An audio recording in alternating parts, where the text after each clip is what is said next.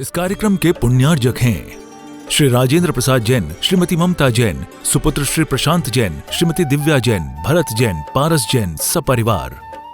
आप सबने नाम सुना होगा गांधारी का। और जब कौरवों पांडवों के बीच महाभारत चल रहा था और सबको ज्ञात है पांडव तो 5 थे, लेकिन उनके सारथी के रूप में कृष्ण थे। कृष्ण की अक्षौणी सेना भले ही कौरवों के पास थी, लेकिन पांडव इसलिए प्रसन्न थे कि अक्षौणी सेना किसी का पुण्य नहीं बढ़ा सकती। अक्षौणी सेना किसी का सामर्थ्य नहीं बढ़ा सकती। सामर्थ्य तो पुरुषार्थ के साथ साथ निर्मल परिणामों के साथ बढ़ता है, जो पुण्य को भी साथ में लेकर के आता है। तो कृष्ण उनके सारथी हैं। सबने ये घटना देखी है, आपने टीवी पर भी देखी होगी। कुछ लोगों को सौभाग्य होगा कि उन्होंने कई ग्रंथ में पढ़ी भी होगी। तो ये घटना हरिवंश पुराण, पांडव पुराण में हो नहीं हो इस पे मत जाना, लेकिन ये घटना घट सकती है, इस पर अवश्य जाना। जब ये महाभारत का युद्ध चल रहा था तो महाभारत के युद्ध का आंखों देखा हाल हस्तिनापुर में जो बताता था, किसके लिए? गांधारी और धृतराष्ट्र के लिए। कौन था उसका नाम? संजय, जिसके पास दिव्य दृष्टि थी, ऐसा आपके यहाँ सुनने को मिलता है। तो उस महाभारत का आंखों देखा हाल बता रहा था, लेकिन आंखों देखा हाल बताते वक्त कोई भी दूत या कोई भी राज सत्ता का पदस्थ अधिकारी उतना ही बताना चाहता है जितने में प्रसन्न होकर के राजा उसको पुरस्कार दे पाए। लेकिन ऐसी कोई घटना बता पाना उसके साहस का काम भी नहीं कि जिससे रुष्ट होकर के सम्राट हमसे ही खफा हो जाए। तो जहां तक बताने योग्य था बता दिया। अभिमन्यु को मार दिया गया, इतनी और उनकी सेना ध्वस्त हो गई, आदि आदि सब बता दिया गया। लेकिन जब कौरवों की बारी आई और एक एक करके सारे कौरव धराशायी होने लग गए, तो संजय की दिव्य दृष्टि सब कुछ देख तो रही थी, लेकिन बयां नहीं कर पा रही थी। और धृतराष्ट्र और गांधारी इस अभिमान में प्रसन्न हैं कि चलो अब युद्ध है, एक देगा एक हारेगा। और जब एक एक करके सारे कौरव धराशायी हो गए तो कृष्ण को लगा मुझे इसकी नैतिक जिम्मेवारी लेते हुए और हस्तिनापुर जाकर के धृतराष्ट्र और गांधारी को बताना पड़ेगा कि जो नहीं होना था वो हो गया। शायद इस बात की जानकारी हर व्यक्ति दे पाए, जरूरी नहीं, लेकिन मेरा तो फर्ज बनता है। भले ही पांडव मेरे बहुत निकट थे, लेकिन पांडवों के निकट तो कौरव थे, तो मैं भी उनका निकट का माना गया। मेरा फर्ज बनता है मैं जाके बताऊं। तो कृष्ण आते हैं और आकर के जब वहां गांधारी को बताते हैं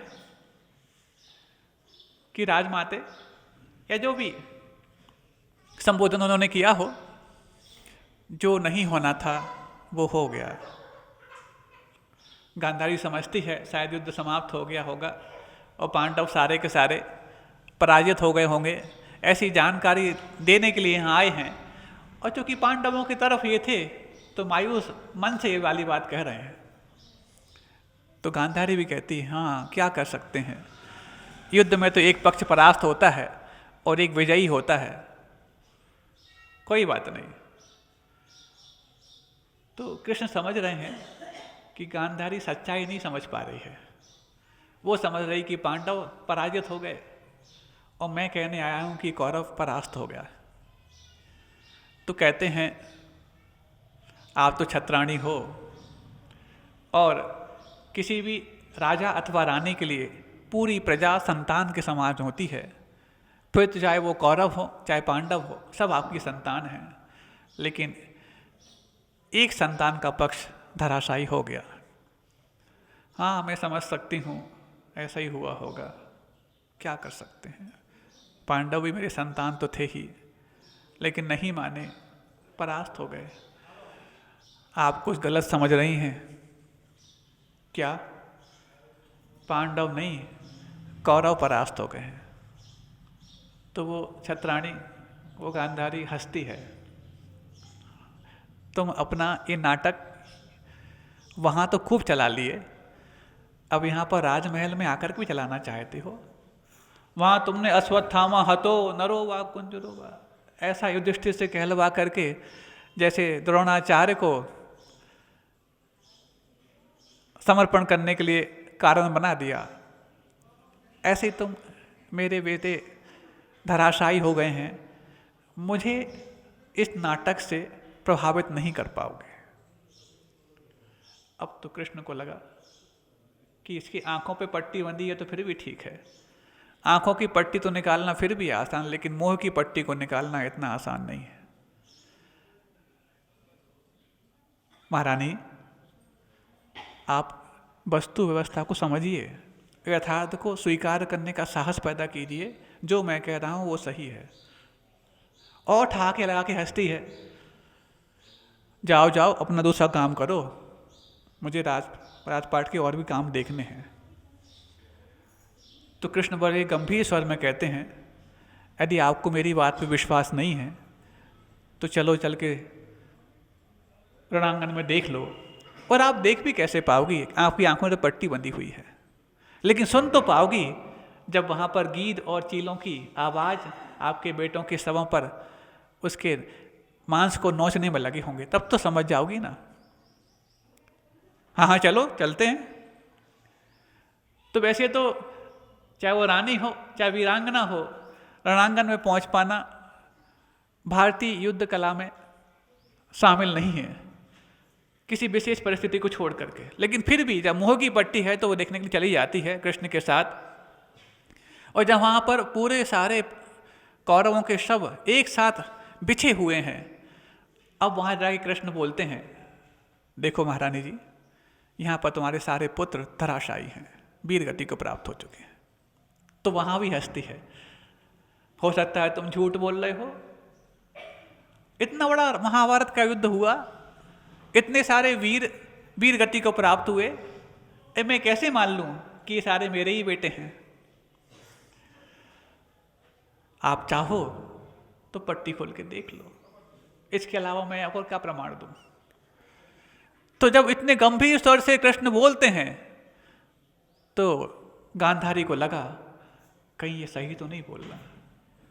तो वर्षों की जो उसने अपनी साधना की थी, जो जहाँ भी ये व्यवसाय आता है उसको लेकर समझना इस बात को, जो वर्षों तक उसने साधना की थी आंख पे पट्टी बांधने की, उस साधना को अपने बच्चों के मुंह में वो समाप्त करती है, वो पट्टी खोलती है जैसी, तो सारे 100 बेटे एक साथ वीर गति को प्राप्त हुए सामने उनके शव देखती है तो मुंह छका के गिर पड़ती है। कृष्ण थोड़ा सा शीतोपचार करते हैं, पुनः वो होश में आती है, पुनः बेटों को देखती है, पुनः मूर्छित हो जाती है। फिर पुनः कृष्ण और उनके लिए होश में लाने का प्रयास करते हैं, और इसके बाद जब तीसरी बार उनको मूर्छा से बाहर लाया तो बहुत गहरा आलाप करते हुए रुदन करने लग जाती है, रोने लग जाती है। अब कृष्ण कहते हैं, आपने मेरी बात नहीं मानी तो राजमहल से रणांगन तक आई, दूसरी बार बात नहीं मानी तो आपको अपनी वर्षों की साधना को तोड़ना पड़ा, पट्टी खोलना पड़ा। अब चलो वापस राजमहल में चलो, आप ही ने तो कहा था कि युद्ध में एक पक्ष हारता है एक जीतता है, ये तो उसकी नियति है, और आप तो छत्राणी हैं, आपके लिए तो पूरी प्रजा संतान है, और इन 100 के अलावा बाकी संतान आपकी प्रतीक्षा कर रही है, चलो लौट चलो। अब वो गांधारी कहती है, किसके लिए लौट चलूं? जिन बच्चों के मोह में, जिन बच्चों के प्रेम में मैंने उस दिव्य दृष्टि के माध्यम से भी आंखों देखा हाल सुना, जब बच्चे ही मेरे सामने ऐसे पड़े हैं तो राजमहल तो मेरे लिए वो काल कोठरी बन गई, लौट कर जाके क्या करूंगी मैं। और जब बार बार समझाने के बाद भी कृष्ण उसको राजमहल वापस लौटाने में असफल होते हैं तो हार मान करके कृष्ण लौट जाते हैं। युद्ध तो समाप्त हो ही चुका है, सारे वहाँ पर शव छत विच्छत पड़े हुए हैं और गांधारी नहीं चाहे तो ये भी कृष्ण के वहीं पर उस रुक जाती है। 1 दिन हुआ, 2 दिन हुआ, 3 दिन हुए।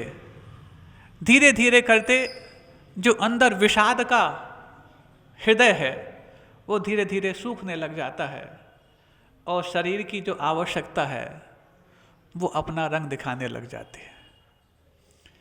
दुख दर्द जो था उसके मन में,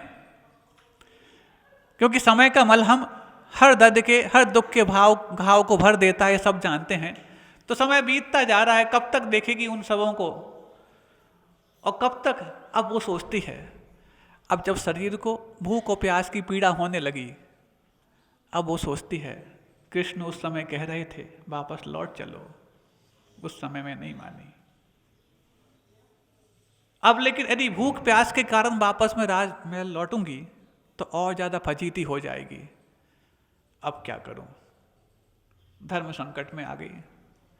लेकिन पुण्य था कि उसी रणभूमि में जहां पर शव पड़े हुए हैं कौरवों के, वहीं पर एक आम का पेड़ है और उस आम के पेड़ को देख करके उसने कहा चलो कम से कम जो छोटा मोटा शेष जीवन बचा है, वृद्ध तो वैसे ही हो चुकी हूं, थोड़ा बहुत इससे काम चल जाएगा।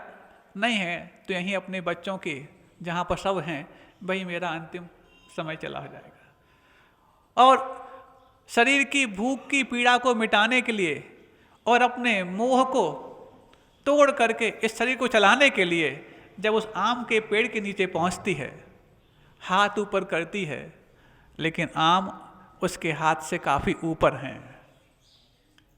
जब अपनी सबसे अभीष्ट वस्तु अपने सामने तो हो लेकिन वहाँ तक हमारे हाथ ना पहुँच पा रहे हो तो कैसी पीड़ा होती है, आप सबको समझना चाहिए। आसपास कोई डंडा भी नहीं है कि उसको ऊपर मार करके वो आम तोड़ के खा सके। पत्थर भी उसको समझ में नहीं आ रहा कि वो निशाना लगा करके और आम को तोड़ के खा सके। पेड़ काफ़ी ऊंचा है, चढ़ भी नहीं सकती कि वो तोड़ के खा सके। अब देखो, जिस बच्चों के मोह में उस गांधारी ने राजमहल से रणांगन में आना स्वीकार किया, जिन बच्चों के मोह में उस गांधारी ने अपने वर्षों की साधना को पट्टी के रूप में उसको खोलना स्वीकार किया, जिस बच्चों के मोह में वापस कृष्ण के कहने पर भी राजमहल जाना स्वीकार नहीं किया, जब उस मोह का अंतिम हश्र सामने आया और जब इस शरीर का मोह जागृत हुआ तो वही गांधारी अपने बच्चों के एक एक शव को खींच के घसीट के लाती उस पेड़ के नीचे और एक के ऊपर एक, एक के ऊपर एक, एक के ऊपर एक जमाती है और उस पर पैर रख करके आम को तोड़ करके खाती है। ये है संसार के रिश्तों की यथार्थता। मैं किसी पर्टिकुलर किसी रिश्ते को क्रिटिसाइज नहीं करना चाहता कि यहाँ माँ बेटे के रिश्ते को मैं क्रिटिसाइज करना चाहूँ, क्योंकि सबसे पवित्र रिश्ता माँ बेटे का माना जाता है। जब इतने पवित्र रिश्ते की भी इतनी घिनौनी यथार्थता है तो बाकी रिश्ते तो इतने पवित्र वैसे भी नहीं होते। जिस बच्चों के लिए उसने सब कुछ स्वीकार किया, लेकिन जब उससे भी और मोह जागृत हुआ इस शरीर के प्रति तो उनको भी एक के ऊपर एक जमा करके और आम तोड़ के खाती, अपने सबसे खास को पैरों के नीचे रख करके और आम के लिए ललचाती है। कैसी यथार्थता है, कैसी वस्तु स्थिति है। और जब इस यथार्थ को समझते हैं तब लगता है किसके लिए जी रहे हैं, किसके लिए कर रहे हैं। और जब ये सब चीज़ें समझ में आती हैं तो वैराग के वो चिंगारियाँ सही ईंधन को प्राप्त करके सन्यास को प्राप्त करने के लिए कारण बन जाती हैं। और सन्यासियों को सामने देख करके वो श्रावक भले ही स्वयं सन्यास प्राप्त करें ना करें, लेकिन संतोष भी प्राप्त करने लग जाते हैं।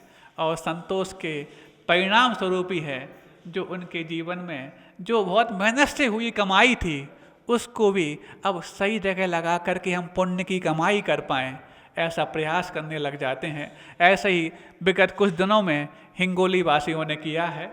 शुरुआत में तो काफ़ी थोड़ी सी इन लोगों को मशक्क़त करनी पड़ी, लेकिन अब लगता है कि गाड़ी ट्रैक पर आ गई है और बहुप्रतीक्षित, और अभी सुना है कि आप सबकी बहुप्रतीक्षित जो एक भावना थी कि परम पूज्य निर्यापक श्रवण मुनि योग सागर जी महाराज के चातुर्मास के लेकर के और अभी तक क्या क्या संत निवास के लिए हम लोगों ने दिया और कितना उसको जमा किया, उस सब का व्यवस्थित प्रारूप तैयार हो गया है और पारदर्शिता के साथ अभी उन्होंने हमारे सामने भी रखा। हमने कहा हमारे सामने मत रखो, इन सब के सामने रखो।